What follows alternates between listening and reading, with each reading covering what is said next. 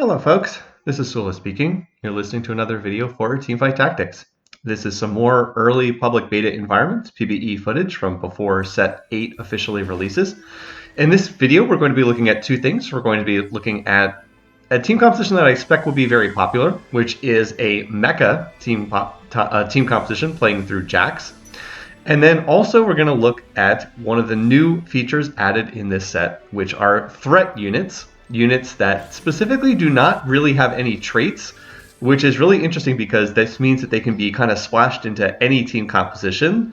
You can, and this is so early that I'm still trying to get a very good sense for when it makes sense to try to dump in a threat that's not going to add any traits into the rest of your team. But this is going to turn out to be a game where that actually worked really well for me and basically allowed me to make good use out of a setup that really was not going especially well. All right, anyway, so this is footage taken from, I think this was the third day of the PBE server.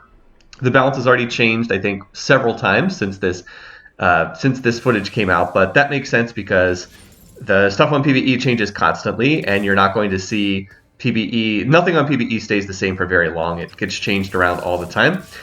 I had the option to play the Riven there, and honestly, I probably would have kept the Riven if this was like a game that was super serious, because I think that Riven's a really useful unit, but Riven tends to play into Anima squad teams, and I had already put together a video on Anima squad, so I was trying to explore alternate stuff.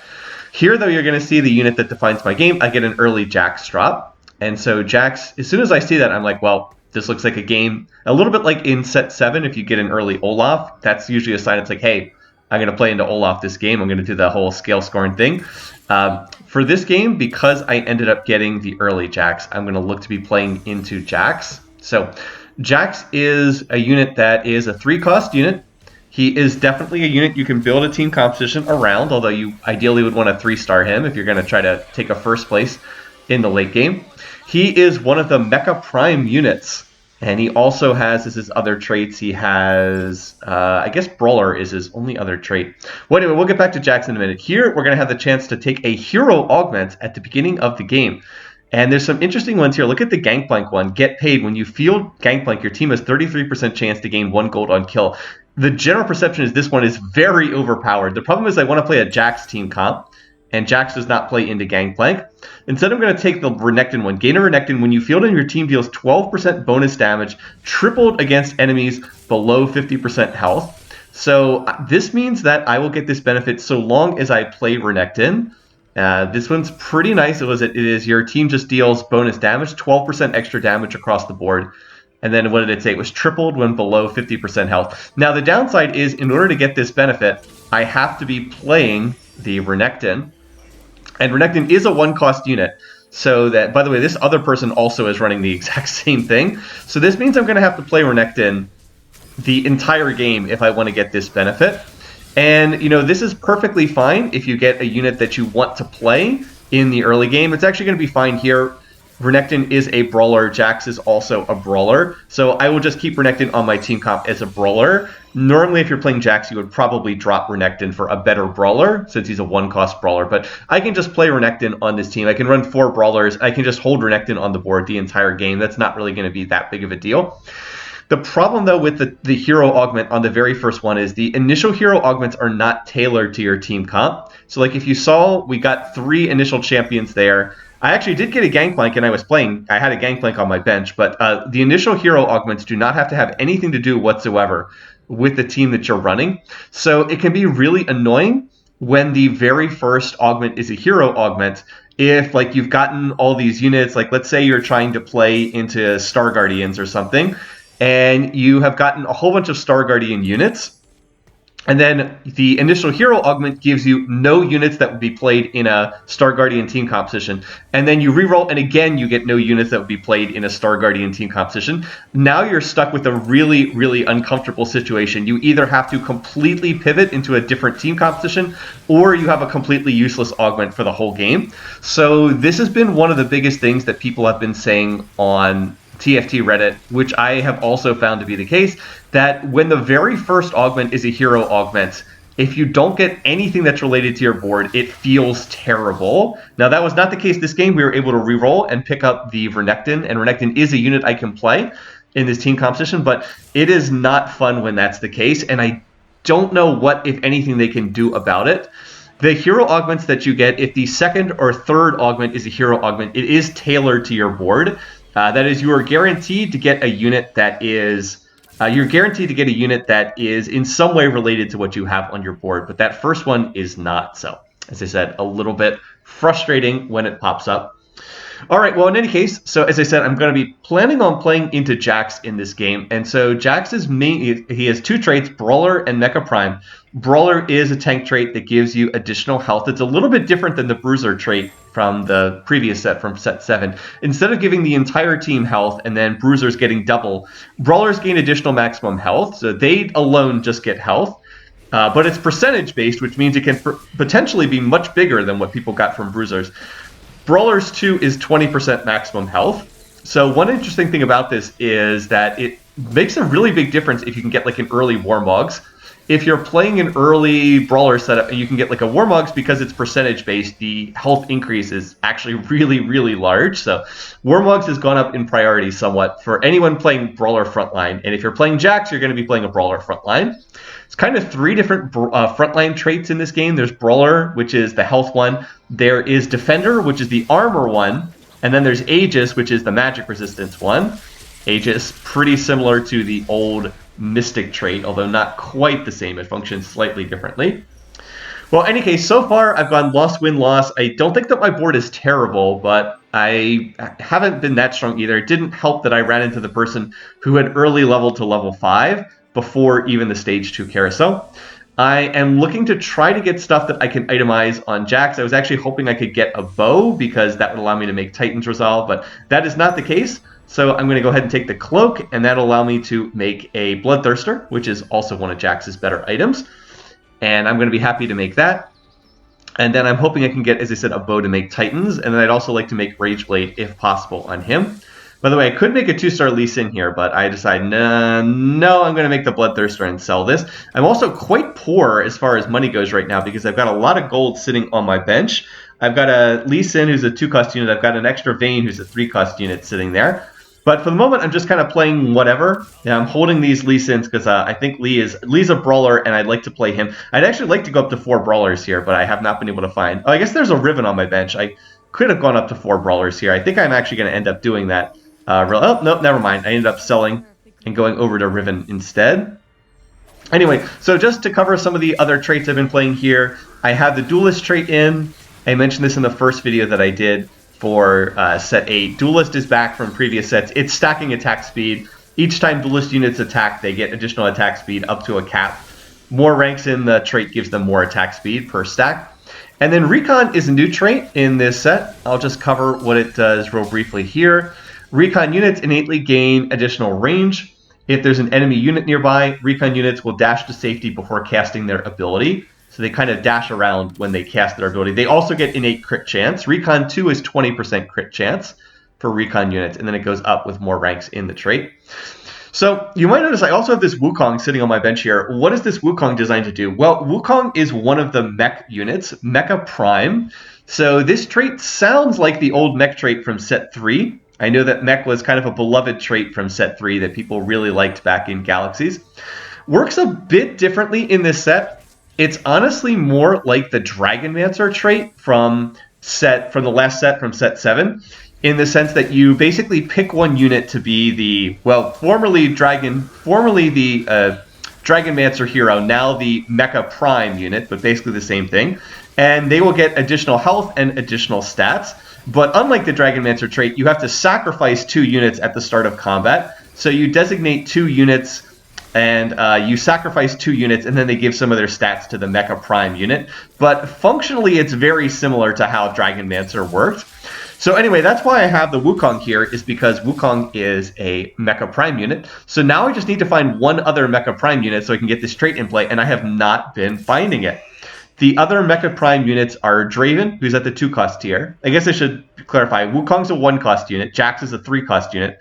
Draven is a 2-cost unit. And then there's Set at the 4-cost unit tier and Leona at the 5-cost unit tier. Mecha Prime has a 3 rank and then a 5 rank. I guess I should just read the official description because we're on a minion round here where there's not a whole lot going on. Mecha Prime, combat start, the Prime combines with the 2 nearest Mecha, absorbing 110% of their health. Since this cheat sheet was written, they have clarified it is base health, not health after modifiers are applied. On the first day of the PBE, you could stick a Warmogs on one of the units getting sacrificed, and it would go to the Prime unit, and it was very overpowered. So at the start of combat, the Prime combines with the 2 nearest Mecha, and from Prime 3, the Prime gains 50 ability power, 70% attack damage. And then at Prime 5, all Mechas gain ability power and attack damage, and the Prime gains double this amount. They've tweaked the numbers a bit. So I have not actually found this Wukong, or excuse me, I have not actually found this Draven. So I need to find Draven, and I haven't gotten him yet. I decided that I would move out of the, I decided I would move out of the recon stuff that was in the back there. I'm going to go up to 4 brawlers. I just didn't want to level to level 6 on this turn. But like, here is my biggest issue. So I've gotten another sword. That's not bad. I don't mind getting this sword here. But I've gotten these extra rods, and I've got a rod and a tier. And I was like, okay. Well, you know, I can use one rod, because I can use it to make a Rage Blade. That's not terrible. But what am I going to do with the tier? Like, I already have a Bloodthirster on Jack, so Hand of Justice isn't... Like, I couldn't normally make Hand of Justice, but I already have a Bloodthirster, so that's not going to be that useful right there. And this sword, I would really, really like to make a Titans on Jax if I could. So I'm going to be able to make either Rage Blade or Titans, but I can't make both. Instead of going ahead and made Edge of Night, that is not seen as being one of Jax's best items, but it does give him the aggression drop. It does give him the additional attack speed. So this is not quite the item I want, but, you know, I had this extra stuff. I wanted to make use of it. All right, our second augment is Prismatic. I'm going to take the Celestial Blessing 3. That'll be nice. I already had healing on Jax, so might not have put the Bloodthirster on him if I'd known that was going to be the case, but I did not know that I was going to be able to get Celestial Blessing 3, so... That's water under the bridge now. So, like I said, I'm going to try to see if I can make either Rage Blade or Titans for his last item. Ideally, you would have Rage Blade plus Titans, which are both scaling items. So he scales throughout the fight, scales attack speed, scales armor, magic resistance. And then the last item would be a healing item. I've seen people use Gunblade. I've seen people use Bloodthirster. I've seen people use Hand of Justice. All of them are pretty good. I guess I should actually read Jax's description of what his ability does while we have a minute here. So let's cover Jax then, shall we? Jax, Monolith. I was actually on a double-up game with JDP El Grillo, and I had forgotten that he was Monolith, so I was wrong. He is, in fact, a Monolith unit. His ability is called Adaptive Strike. Passive, Jax leaps to his target and deals bonus magic damage every third attack. The bonus damage increases every third attack, up to 8 times. It was initially 10 times. They've nerfed it down to 8 times. So base damage of his ability is, they've tweaked those numbers a bit too, and then they're stacking damage. So basically, Jax does not use mana. This is kind of his, what is this? His, which one of his abilities is this from Standard League of Legends? I think it's associated with his ultimate, actually. Yeah, that every third attack you deal extra damage, and then it does stack over time. So Jax is basically a hybrid damage champ. He deals a mixture of physical and magic damage. His bonus magic damage on third ability is magic, but of course he's auto-attacking a lot, and he deals physical damage with that. So that is one reason why Hand of Justice is pretty good on him, because he deals a mixture of physical and magic damage.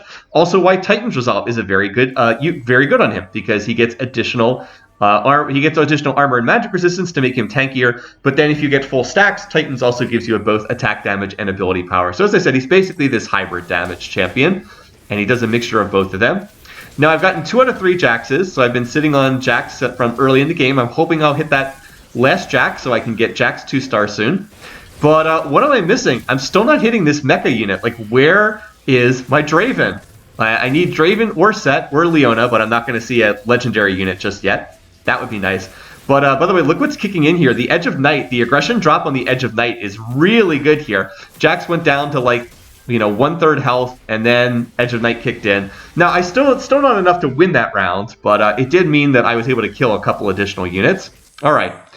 So I am going to be one of the first picks here. So what can I get? Well, I really would like to get, as I said, I really would have liked to have gotten a bow, but there's no bow option, so that's out.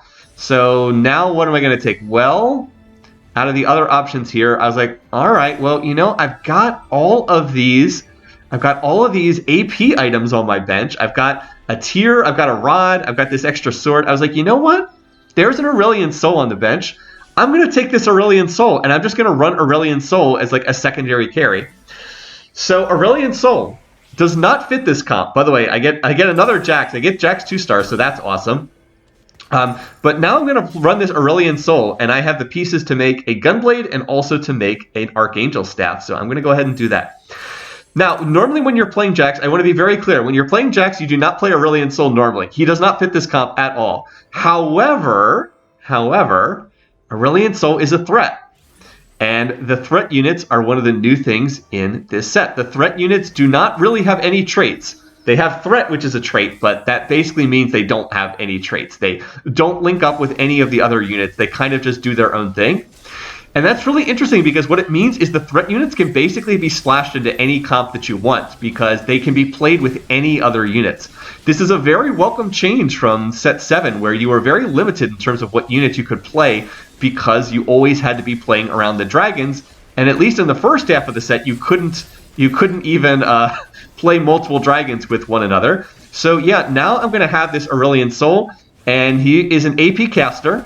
I'll read his formal ability description in a minute. So he's just going to sit in the back lines, and he's going to deal additional damage. And look at that. He did 7,000 damage in that fight. So I was like, ooh, you know what? He doesn't fit my comp, but I've got AP items. I need to do something with these AP items. Let's just play the, let's just turn Aurelion Soul into a secondary carry, and we'll play him.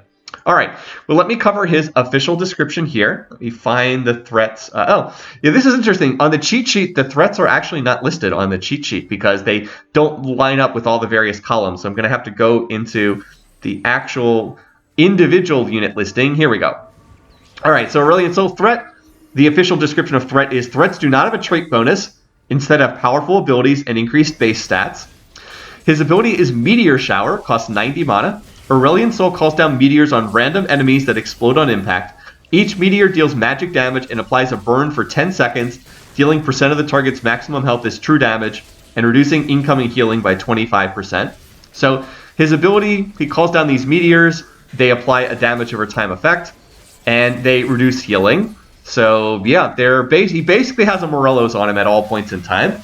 And this is pretty much what the various threat units do, is they all have some kind of like different ability debuff or some unique function associated with them, which is what makes them splashable into the individual team compositions.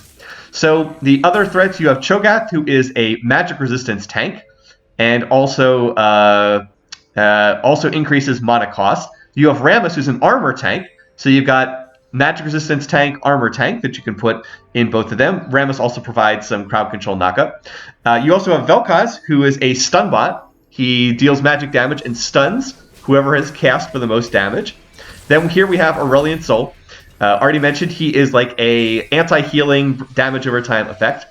Next up, you have Bel'Veth, who is a basically an attack speed threat. She stacks attack speed over time. And then in addition to that, you have Zac, who's a tank. Zac is just like a frontline tank. Fiddlesticks, who is a legendary unit. He deals magic damage and fears the team. And then Urgot, who has a knockup that hits basically the whole enemy team. And he also has the potential to get you additional loot that can come out. All right. So anyway, I'm just covering all the threats here. I am not going to pretend that I know all the various different threats this early in the game. Here at the beginning of Stage 7, I stopped and I rolled down because I was looking for a Draven. I did not find a Draven, so I still do not have Mecha Prime in here, but I did find some other useful stuff. You saw I was able to 2-star the Riven. I was able to find, and the big thing, I was able to find a Janna. Janna is a legendary unit. She is a 5-cost unit, and she provides benefits to all of the units that stand near her. So let me take a minute to cover Janna here. I will read her official ability description. So her traits are Forecaster and Civilian. Civilian is a mana generation trait. If there's a civilian alive, your team is inspired to protect them by gaining mana every 2 seconds. Her main thing is Forecaster. You will get different Forecaster abilities at the start of each game. So you can have sunny weather, windy weather, or rainy weather. I believe that this one is windy weather based on what I just highlighted. Windy weather is combat start grants bonus attack damage and ability power to adjacent allies increases by 15, 25, 150% every 5 seconds. So it is, again, another stacking AP and another stacking ability power and attack damage. So this is really nice for Jax, who's a champion that scales up over the course of the fights. So really nice having him. Biggest disadvantage of Janna is that if you stand next to her, obviously everybody gets clumped up in order to gain the benefits. Everybody's got to clump up. So you are very vulnerable to Shrouds of Stillness.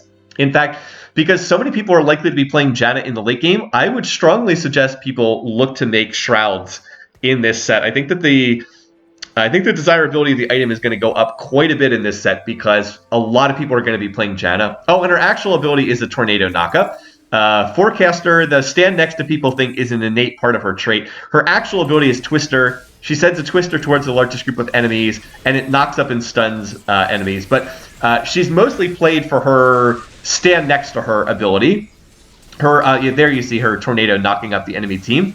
It's it's usually a utility unit, so she provides a little bit of extra knock-up on cast. Anyway, so since we were able to get the Janna in and get Jax 2-starred, we've been looking pretty strong. So now I basically have 2 carries. I have Jax, who's like a tank / also attack damage carry. And then I also have this random Aurelian Soul in my back lines. But, it's actually working pretty well. I was able to make the Gunblade on him, so now he's got the Gunblade for some healing, and he's also got the Archangel Staff, so he will stack up over time. So my team composition is very much one that scales. We've got the Janna ability that's going to scale up additional attack damage and ability power. We've got Jax, who I'm hoping to get him a Titan, so he has a stacking ability over time. Again, either that or Rageblade. We'll just see what I can get. And then the Aurelian Soul has a Archangel Staff, so that will stack over time. So for this fight, I decide, you know what? I'm going to go ahead and position. Janna has rolled a Chalice on her Thief's Glove. I'm going to position to try to take advantage of that, but oops. Oh no, Jax has gotten stuck. Oof, that's not good. I'm also hitting the person who is on max HP in the lobby and is win streaking, and they've already gone to level 8 and rolled down. So I am at a bit of a disadvantage here, and this fight just goes horribly. Look, my whole team just gets absolutely shredded. I was like, ugh. So that was a positioning fail. Jax got stuck in the corner. I don't think I would have won that round anyway, but maybe it would have been at least a little bit closer. That person is playing a Laser Core team composition. And yeah, they definitely look like they're stronger than what I've got for right now. My board is still in this really weird state because I'm trying to play Jax, but I do not have Mecha Prime trait in, which is just utterly bizarre. This is not the way the trait is supposed to work. I'm playing the Wukong for Defender trait, but I still on stage 4 have not seen a single Draven, and I rolled for it too. No Dravens, no sets. Like I said, I was rolling for them, but did not find them. Okay, so here there is both a Rod and there's also a vest available. I'm going to go ahead and take the vest. It's actually ironically on a Jax. So I would love to just find a way to keep this Jax somehow. But no, I want to make the Titan. So unfortunately, I do not have an item remover. So I'm going to have to sell this. I really wish I had an item remover. I could just pop this off and I'd be on 5 Jaxes. But nope. I want to get that Titan. So there we go. I'm going to put that on the Jax. And I realize now Jax definitely should not be on that left-hand side. I would have done better in that last fight if if I had Jax on the right and then Aurelian Soul on the left. But oh well. Anyway, so yeah, we're just still chilling here. We still have not found another Mecha Prime unit. It's honestly incredible I have not found that yet. I also have found this Sejuani. So Sej is the most expensive brawler. She's the 4-cost brawler. You may have seen her ability going off in some of these fights. Her ability is a big area of effect stun, but I figure that it's better to play like a 2-star version of some of these units than a 1-star Sejuani. Still, I will probably be looking to dump probably the Blitzcrank, because Blitz is a 1-cost brawler. Probably going to drop the Blitzcrank in favor of Sejuani relatively soon. Anyway, now Jax is fully itemized, so I do think Jax's items are pretty good. I just wish that maybe the Bloodthirster or Edge of Night, I wish one of them were a Rageblade, just because that would give him the stacking attack speed. But, you got to play the actual game, and I just didn't have an opportunity to get that. I did not get enough bows for this setup. Now, one thing I wish I had done in retrospect is because I ended up playing Riven in this game, I wish I had grabbed Rivens. Like, there's a Riven in the store here. I wish I had just grabbed Rivens because by taking Rivens out of the pool, I would also increase my odds to find more Jaxes as well.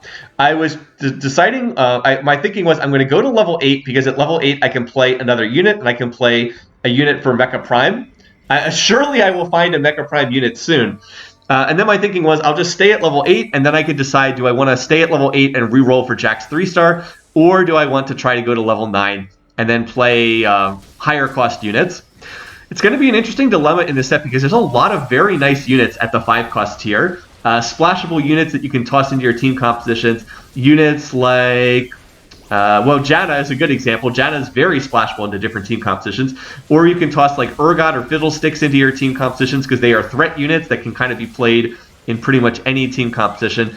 But there's also a lot of incentive to stick around and try to 3-star some of your units that are at lower cost tiers. So it's going to be a difficult choice about whether go to level 9, try to find more legendaries, or stick at level 7 or level 8 and try to reroll at those levels. Because of course it is always very expensive going to level 9. But anyway, yeah, it would have been nice to pick up those Rivens because I'm clearly going to play Riven, and if I try to grab Rivens and Jaxes, the units kind of unlock one another because they're both at the 3-cost tier, and by taking them out of the pool, it makes it easier to hit the other one. So generally speaking, if you're trying to play through Jax, you really do need to 3-star Jax if you're going to win the lobby. He's a 3-cost unit, so the 2-star version of Jax is not really going to win the lobby for you. Not normally anyway. Maybe something weird's going on. Again, this has been a very bizarre game. This is not at all how you would typically play a Mecha Prime team composition. Normally you're playing like 4 Brawlers, 5 Mecha Prime, and that's typically the setup that you're playing, just using those 2 traits heavily. By the way, the irony, I do get a item remover here. So I was like, man, wish I'd had that item remover earlier. I could have put it on, could have looked to have put that on, could have looked to item remover that item off of Jax. And by the way, we're going to get another Janna. Okay, we got 2 out of 3 Jannas. There's a Aurelion Sol 2-star. Now, can we find a Mecha Prime unit? Like, can we find any Mecha Prime unit whatsoever? Please? We're going to find Mordekaiser, who's another legendary unit. So I guess I'll toss him in here, but I don't need Mordekaiser in this team. What I need to do is find another Mecha unit. Like, there we go. Finally there's a Draven. Oh my god. Why was this so difficult? So, all right. Now, finally, we can put this in play. Again, I'm going to read the official description for the Mecha setup just because it's been so long. It's amazing. I didn't even find this until stage 5. What the heck? Again, combat start, the Prime combines with the 2 nearest Mecha, absorbs 100% of their base health, and then at Mecha 3, the Prime gains additional ability power and attack damage. I think right now it's 50 ability power and 50 attack damage. It's worth pointing out that when the PBE first started out, Mecha was unbelievably overpowered. They have nerfed it like 4 different times already, and it's still a very strong option. I don't really like how this trait is designed. Again, it's really Dragonmancer 2.0. It's going to be very difficult to balance this over the course of the set. So I anticipate a lot of balance problems with this. All right, anyway, so I find another Draven. It's actually important for me to try to 2-star the Draven because, remember, you give 100% of the base health of these units over to the Mecha Prime unit. So Draven will provide whatever his health is over to Jax. So if Draven is 2-starred, that gives more health over to Jax. So Wukong's already 2-starred. I did not try to 3-star the Wukong, but yeah, more health on Jax, or more health on Draven means more health on Jax, and so that's going to be a good thing. The other big thing is I did manage to hit 2-star Aurelion Sol. So Aurelion Sol continues to do an awful lot of work for me in these fights. I actually do like the kind of synergy that I just found out of nowhere in this game between the two of them. It's like Aurelion Sol kind of softens up the units, puts the burn effect on them. What does his ability officially do? I know it burns them over time. And then Jax is kind of up there tanking for Aurelion Sol. Like, it takes a long time for people to kill Jax because he's got all these tank stats. And then that gives time for Asol to, power up over the course of the fight, chip away at the enemy team, put the burn effect on them so they stop healing, and then just kind of do his thing over the course of the fighting. All right, so we're going to find a Set, and I believe that I end up replacing the Draven just with this Set because Set is a better unit to sacrifice because he has higher base health. And so we'll just get rid of the Draven. Draven, where were you earlier in this game? Where was this Draven throughout the game? I'm also going to end up... Oh, and by the way, Set is the top defender in this set. So now I'm actually at 3 defenders. So in theory, I could actually drop the Riven from this team composition and play a different unit. I believe that I don't end up doing that because I never find another unit I like more. But I should actually be looking now to replace the Riven. I don't need the Riven any longer. She is, what is it? I do need another frontline unit, but I could potentially replace her with a Zac or something. And Zac would be a stronger frontliner for my team. or I could look to move into like some other utility unit. But that, again, this is still very early in PBE. I'm still trying to learn how all of these units function. But that was something that I did not really look to do throughout this game. But now I can find a better unit to put my tank items on, basically. Riven's a good unit, don't get me wrong. She has 3 really useful traits. Oh, wait, no, that's wrong. I need her because she's Brawler. Never mind. Ignore everything I just said. I need Riven because she's a Brawler on my team. And I do need 4 Brawler because that's providing an awful lot of additional health. But so yes, I do need her. I need her for 4 Brawler. Whoops, never mind.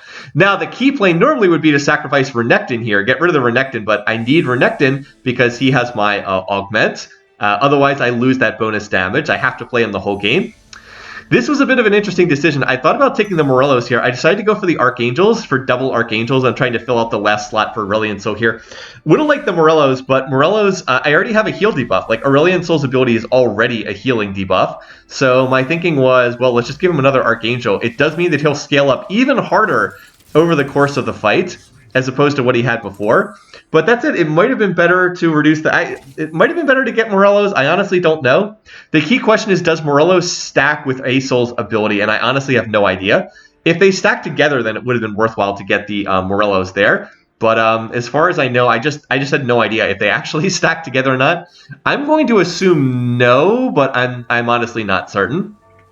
All right, anyway, so we've managed to get back to 50 gold. So now the question is, do we stay at level 8, try to reroll for Jack's 3-star, or do we try to go to level 9?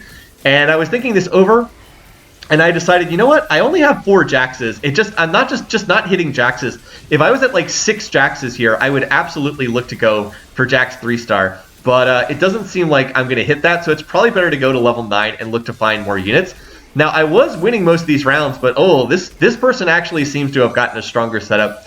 This is a person playing Laser Core. This is the person I lost to very narrowly earlier in the game.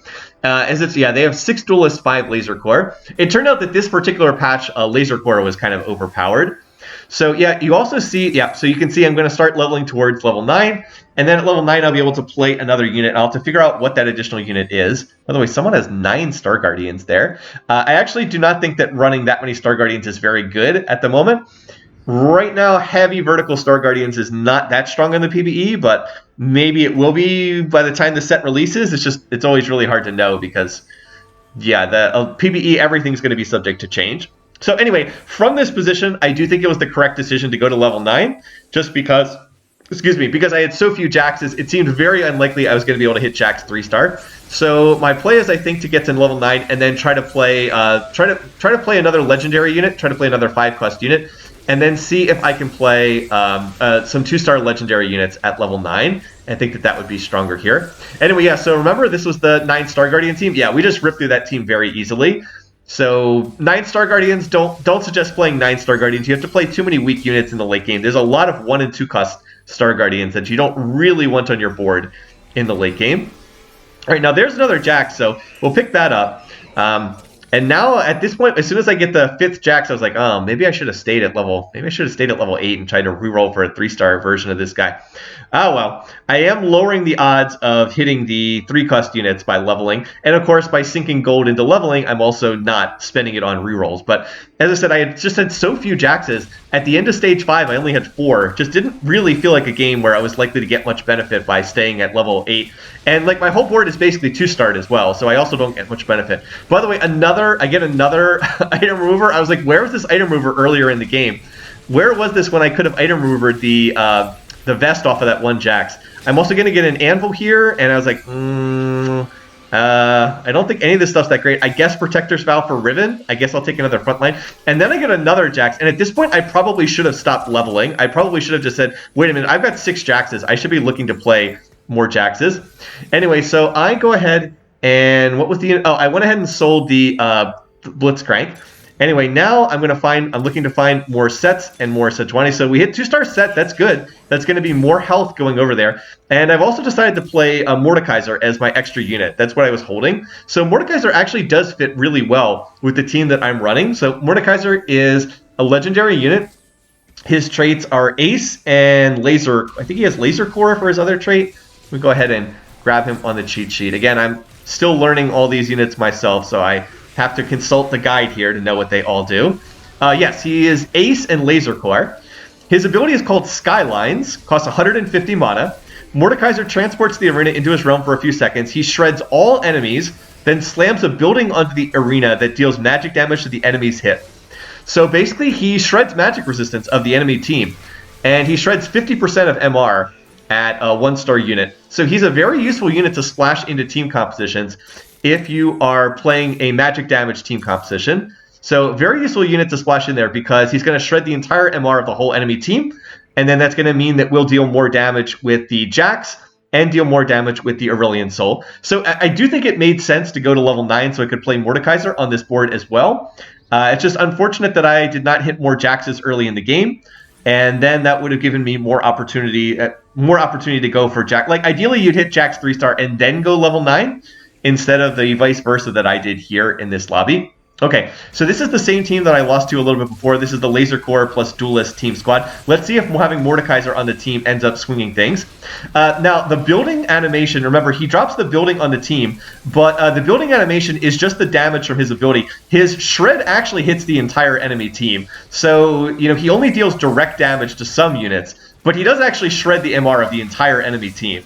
So, you know, don't be fooled by the animation. He does actually shred everybody's magic resistance on the enemy team. By the way, more Riven's popping up as well. Considering that Riven has my tank items, yeah, would have been good to go for 3-star Riven, given how many tank items I've gotten. Still, I don't feel bad about going to level 9 because I was able to hit 2-star set, and I was able to get, I have, well, 1 Mordekaiser on my team. Have I found a second one yet? I don't know if I found a second one. All right, now look what I'm highlighting. This team has 1 HP. There's one team that has a single hit point left, and I was like, and anytime you see that, you're like, geez, I really wish this person had gotten knocked out of the lobby. They're on 1 hit point. If they had had 1 more enemy unit survive against them earlier in the game, they would have gotten knocked out. But unfortunately for me, they have a 2-star Leona, and that is going to be a problem for me in this match. So let's cover Leona a little bit, since, again, beginning of the set here. She is a legendary unit. 5+ unit. This person has 2-starred her, has given her pure tank items, and you might see there's a big laser beam falling down out of the sky on Jax's head. Well, that is Leona's ability here. I'll cover that more in a second since we're going to a carousel. But yeah, look, that Leona actually did like 3,000 true damage. She is the tankiest unit on the board for this person, and also did max damage on the enemy team as well. So that's like, That's pretty interesting. Leona's the tankiest unit on the enemy on that team and also did the most damage on that team? What? So anyway, let's cover then how Leona's ability works. So her traits are, she's actually a Mecha Prime as well. Normally you would like to play 5 Mecha Prime in the late game, but that's just not something I'm going to be able to fit in here. So Leona's abilities are Aegis, Mecha Prime, and Renegade. Renegade's a trait I'm going to have to do a video on at some point. I'm still trying to learn how that one works. But Leona's ability, Deus Ex Machina, costs 80 mana. Leona locks onto and calls an orbital laser strike onto her target. After a short delay, a laser fires on the locked-on target, dealing true damage per second to the target. True damage per second to the target, and deals magic damage to nearby enemies hit. So she deals, her ability deals max health reduction per second, and then as true damage, and then also splashes magic damage to nearby enemies. So Leona's kind of interesting. She is a tank unit, but also deals very, very heavy single target damage. So not to the whole enemy team, to single target. And positioning is actually really important when dealing with Leona. By the way, Jax is shredding his way through this team. So, we want to fight, but guess what? It was a ghost round. It was a ghost round. Now, the good news is there were double Jaxes in the store. So I was like, 8 Jaxes. And now it's like, wait, what about that Jax I had to sell because I didn't have an item remover? I had to sell a Jax to get that vest off him. And now I'm on 8 Jaxes and I have double item removers. It's like, why couldn't I have gotten a champion duplicator earlier or something like that? Anyway, I did take a Spear of Shojin, so Mordekaiser will cast a little bit faster. Spear of Shojin's been nerfed super hard in this set. But yeah, it is still an item that helps you cast sooner. And now I'm up against the person I just beat in the Ghost round. So I was like, all right, well, I beat this person pretty convincingly in the Ghost round. So hopefully I just win this round again, right? And then we, do another, 15 damage to this person and try to knock them out of the lobby. But wait a minute, why is this going so badly? It turns out that we got almost the entire enemy team low, but we didn't actually kill anything, and then second wind kicked in. So, oof. Now, I don't know if there are still bugs associated with the ghost rounds. I know that for a long time there were buggy ghost rounds, probably still are. But I do think that was just fight RNG. Aurelion Sol's Meteors just got a whole bunch of units low on that team, but didn't actually kill anything. And then the net result of that was they second winded, they all got their health back, and then they're able to burst down my team. So kind of unlucky there. I do think that was slightly better fight RNG. We win that one pretty easily. Anyway, both of the people I'm fighting are Laser Core teams. So again, in this particular patch, Laser Core was kind of overpowered. But now I just need to hit one more Jax. I'm like, come on, can I get a champion duplicator out of this final minion round? Can I find one more Jax? If I can find one more Jax, I'm pretty confident I win the lobby because I'm almost winning these fights with a 2-star Jax, and I'm sitting on 8 of them. All right, well, anyway, we're going to go ahead and pull the Anvil. There's a Zephyr here. Well, we're probably 1 or 2 more rounds until the end of the game, so let's grab that Zephyr here. I'll be able to place a drop-in Zephyr. All right, now come on, Jax. Jax. Give me Jax. There's a Leona, but no, Jax. All right, we're going to 2-star the Sedge. I mean, that's not bad, but Jax. Jax. Jax. Ah, there's no Jax. Ah, stuck on 8 Jaxes. Well, I know who I'm going to be up against. I'm going to be up against this person. So I see that they have, I think it's an Aphelios in their back line. So I'm going to look to Zephyr that unit out of the fight.